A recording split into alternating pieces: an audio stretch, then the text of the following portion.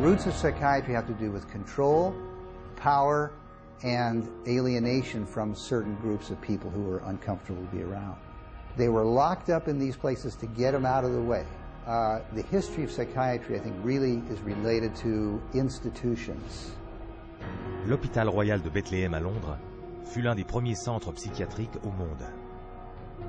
Surnommé Bedlam, l'hôpital n'était guère mieux qu'un entrepôt pour ceux considérés comme fous.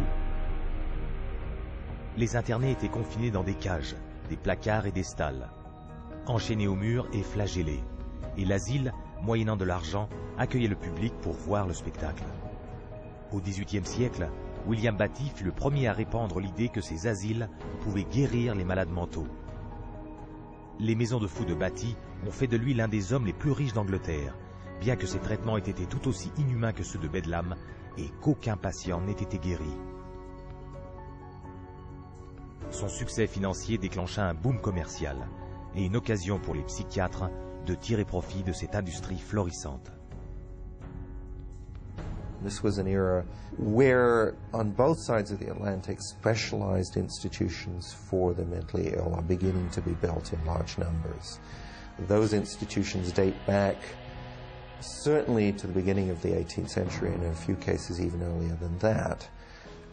But the explosive growth of an asylum sector, of asylumdom, as some historians have called it, is very much a 19th century phenomenon.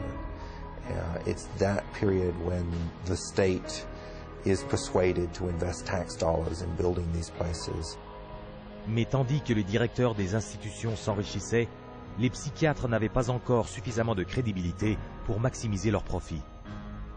In order to justify their profession, they needed to come up with these biological solutions, or they didn't have any profession.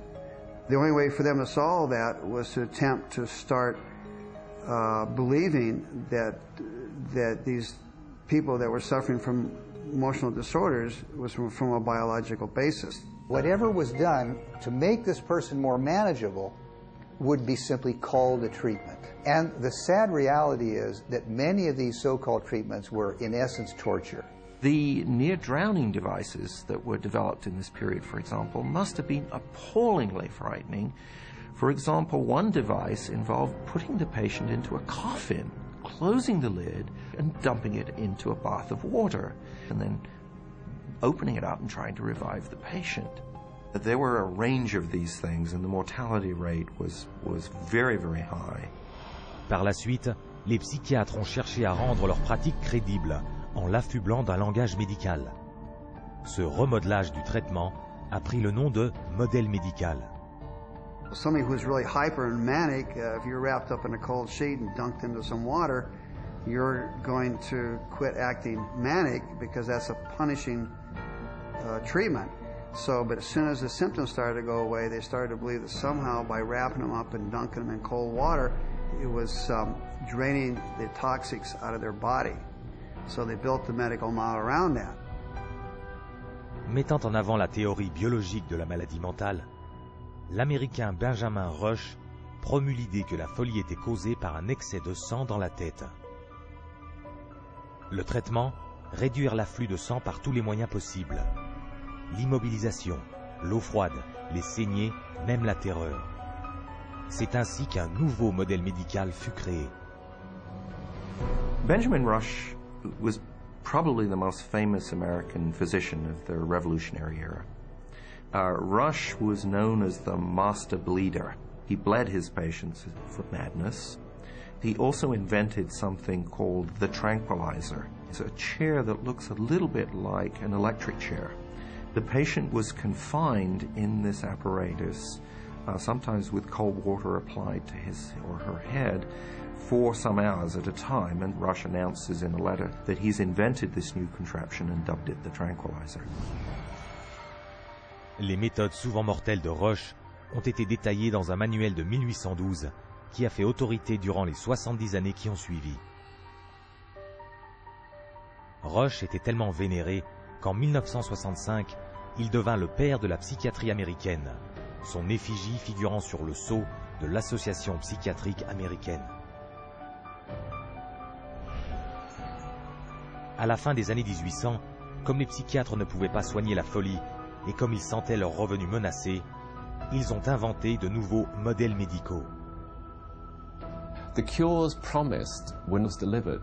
So by the 1860s and 70s, a growing mood of pessimism was covering Europe and North America, that effectively the new institutions were ever growing in size, but not growing in their effectiveness. Le XXe siècle a apporté davantage de modèles médicaux. Le psychiatre américain Henry Cotton mutilait ses patients, leur ôtant des parties du corps en déclarant qu'il s'agissait d'une percée dans le traitement des maladies mentales. The earliest target was the teeth and then the tonsils and the sinuses. But when patients didn't get better, the enthusiasts for this treatment then started to move down the body and to say, well, obviously patients have swallowed bacteria in their saliva, so stomachs need to go, spleens need to go, colons need to go. Cependant, comme l'indignation du public allait grandissant en raison de ces tortures et de ces mutilations, les psychiatres se sont mis à inventer de nouvelles méthodes. Chacune annoncée comme un traitement miracle, mais ne s'avérant ni plus efficace, ni moins brutale que la dernière. This is a history of psychiatry, more or less, to damage the patient. I mean, this is a version of the original model, which was to chain them like animals. If you're doing it to somebody because you insist that they have to change, and you're going to do that by turning the screws, you might say, whether it's with medication, restraint, whatever, that's torture. And a huge part of what psychiatry has done really comes down to torture. Tout au long du XXe siècle, la psychiatrie a cherché à prouver sa légitimité en prenant l'aspect d'une spécialité médicale.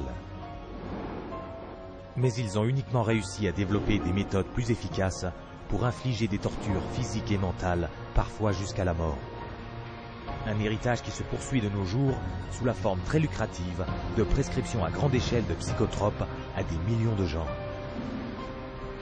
Mais pour ce faire, les psychiatres devaient démolir l'une des croyances les plus chères de l'homme, en déclarant que les gens n'étaient pas ce qu'ils pensaient être.